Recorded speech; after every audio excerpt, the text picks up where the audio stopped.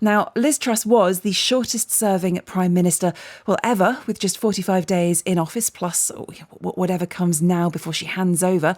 Those few weeks have absolutely left a mark, particularly for businesses which have been riding the storms of that mini budget announced just a month ago. It seems unbelievable, really, doesn't it? And since then, almost all the tax cuts that were announced, including the abolition of the 45 pence tax rate and cuts to corporation tax, those announcements by Kwasi Kwarteng, they've been reversed. The energy price guarantee for households has been pared back from 2 years to 6 months, and changes to tax rules for self-employed workers have been canned. What next? What is it that businesses want?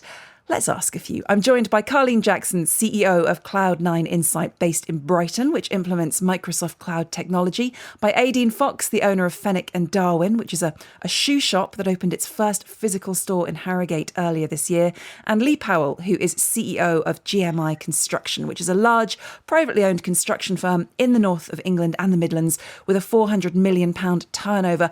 My panel of businesses, good morning. Good morning. Good morning. Good morning. Oh, I love an enthusiastic good morning before 6 a.m. I appreciate it. I'm very curious as to how you're all feeling after Liz Truss's resignation. So, Lee, if we can start with you, and quite a large construction company. Construction is obviously very, very hooked to the economy. How are you feeling? Well, right now we're looking forward to a little bit of calm in the marketplace. We're looking forward to some stability. On the back of Brexit, the pandemic, the Ukraine conflict, inflation crisis and energy crisis, and then the political uncertainty and the market turmoil as a result of sort of radical fiscal policies set by Liz Truss has created an impact on our industry, which we've noticed. We've noticed a number of large projects struggle to receive funding, which obviously puts a hole into our turnover forecasts. It's actually kind of staggering to hear you listing off everything that's happened over the last 2 and a bit years. The Brexit changes, the pandemic, the latest turmoil. I mean, it's been an incredibly significant few years, and a few years where you've had to be incredibly agile. Aideen, during that few years, you opened up your first physical store. I mean, how is that going? Yeah, I did. It was in March this year in Harrogate, and it was a risk, obviously, doing it at the time, and it was one that I'm still, believe it or not, glad I've taken. And even throughout the period over this last year, obviously since I've opened the shop, we've had the cost of living crisis.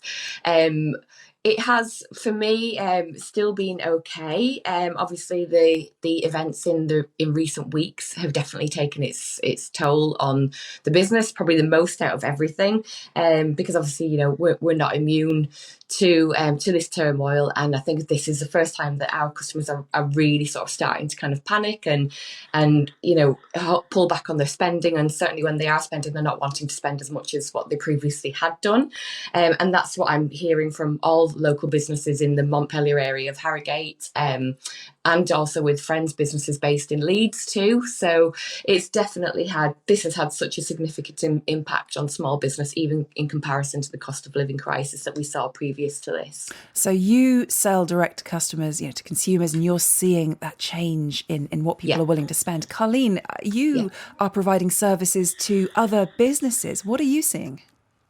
Hi, good morning. Yes, there's definitely a nervousness in the market. There are some clients who have stalled their projects. I guess on the good side of that happened as well. We saw that during the pandemic, and those projects did resurface and go ahead on the whole.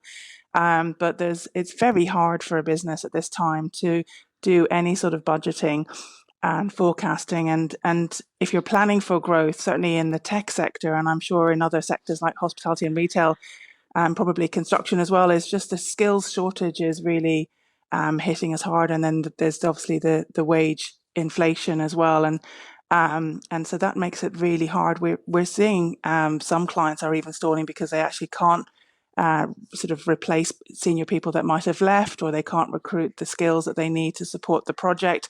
And so all of that is having an impact. And obviously the withdrawal of the IR35 doesn't help. And if people had planned investments off the back of having sort of forecasts around sort of corporation tax reductions, then that will likely in the sort of medium term potentially have some impact as well on people's propensity to invest. Yeah, IR35, those off payroll rules where the onus has now been put back onto the onus had been moved back to the contractors away from the employers, and now it's back to the employers. So the changes that have been promised have been reversed.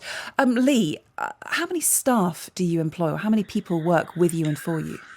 So we're just short of 270 people now. So we were one of the Liz Truss policies, which was to change the definition of a small company to 500 people. We were actually looking forward to that because due to our growth, we've only just tripped over the 250 people mark, which now means that we've got to engage in gender pay gap analysis and various other things that we have to report at our year ends.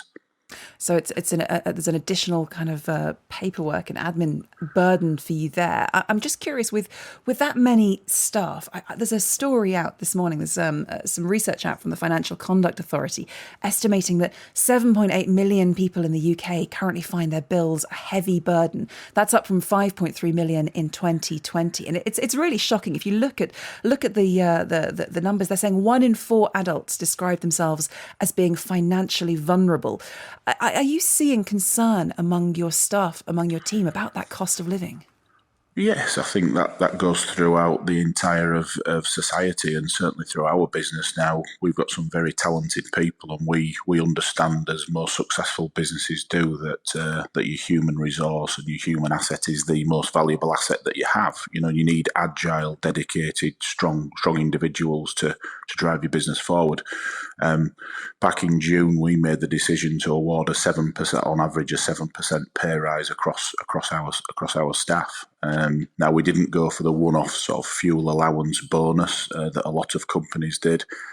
We treat our people with respect, and we gave them what was probably the largest across the board, the largest pay increase that the business has ever done in terms of across the masses, and that was instrumental in making sure that we hang on to our talent, because alongside all of the influences and disruption in the marketplace that I mentioned earlier, including the current disruption that we have, and we've also seen unprecedented levels of growth due to a very hot market. You know, construction and property sector is beset with sheds and beds. It is all about sheds and beds, and it has been red hot. So you've got a lot of competition for your staff, along with inflation and energy crisis. So you have to treat them right and pay them accordingly.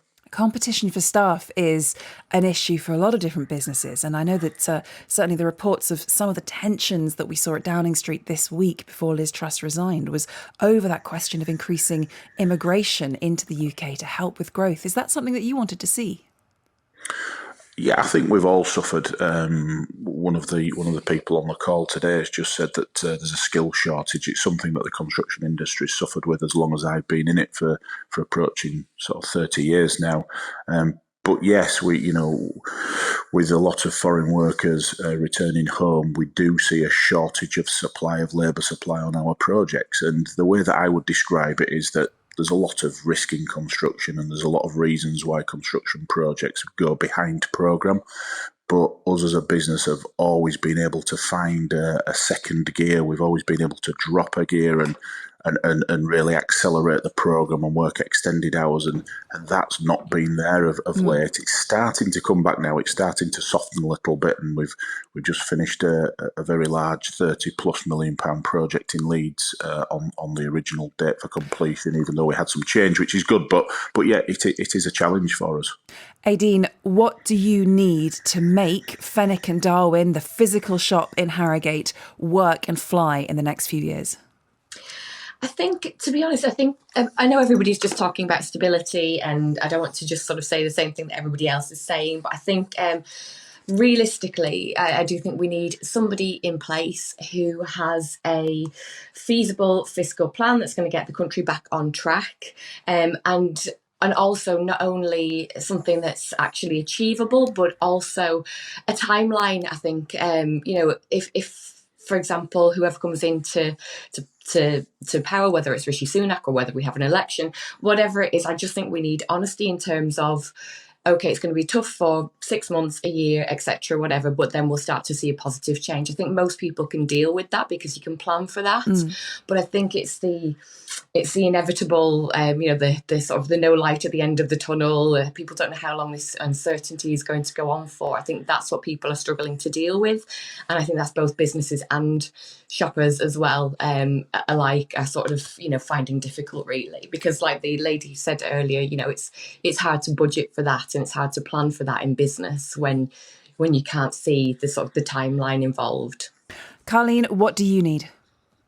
Well, the good news is that the government did relaunch the recovery loan scheme. So I think it's the best kept secret, actually. So if there are businesses out there that are listening to this and they're not aware of that, it's worth looking into that. You can get, if you're a small to medium-sized business, you can get up to £2 million if you've got a strong growth plan in place. I'm really keen to make sure that there are policies around addressing the skills shortage, making sure that there's continued investment in people. I'd love to even see a sort of complete reduction in national insurance for hiring people under, say, 25, where you're skilling them, a bit like, I guess, the apprentice investment, but maybe even allowing people to use that apprentice investment in hiring and investing in more reskilled people or early in careers people, because there's only a shortage down the line, and if we don't address that, that's not good for us as an economy overall. There's on the front pages today, Boris Johnson's making a lot of the front pages as one of the possible candidates. Lee, are you willing to say Boris Johnson, yes or no?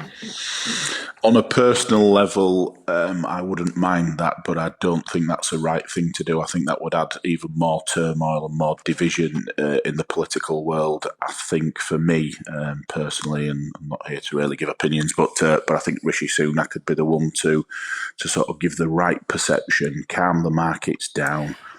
I could talk to all three of you all morning, but unfortunately that is all we have time for on Wake Up to Money. Thank you so much, Carlene Jackson from Cloud9 Insight, Aideen Fox from Fenwick and Darwin, Lee Powell from GMI Construction. Thank you for being with us and all your messages this morning. That's it from Wake Up to Money. Don't forget to subscribe on BBC Sounds or wherever you get your podcasts. And when you do, we'd love it if you'd leave us a review. You can also contact us anytime on social media using the hashtag WakeUpToMoney.